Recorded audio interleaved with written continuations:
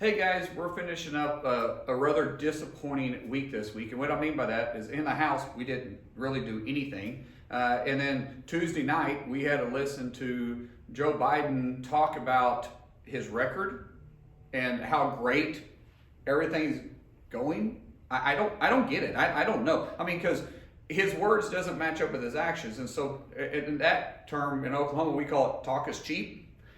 I mean, he's bragging about what? His border crisis, which he didn't even mention, where you have the highest amount of illegal crossings that we've had in measurable time. You have an unimaginable amount of drug trafficking and human trafficking at record rates coming across. Our international policies are disastrous.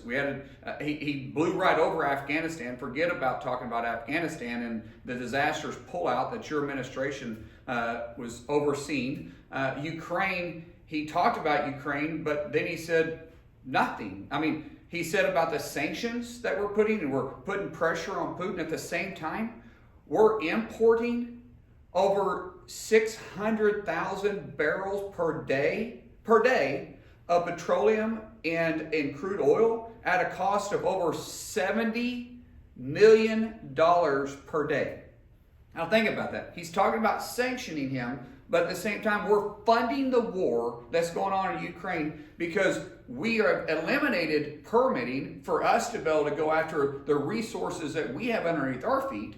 We canceled the Keystone Pipeline, which would have brought in 850,000 barrels per day. And instead, we're getting it from Putin.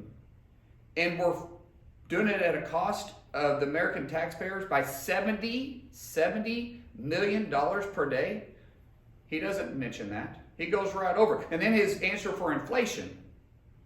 Well, I call on the corporations. How about we don't address inflation, but instead lower your prices, but leave labor alone? I don't know, guys. I've been in business for 25 years. And what sets the cost of any goods delivered or any services delivered is your labor cost. That's where it begins. I don't know how you lower your cost without the other happening too. It kind of goes one and the same. It just shows their disconnect from the American people and the backbone of our economy, which is small businesses. Guys, we are better than this. I will continue fighting for us and for the great state of Oklahoma. May God bless you, and may God bless the United States of America.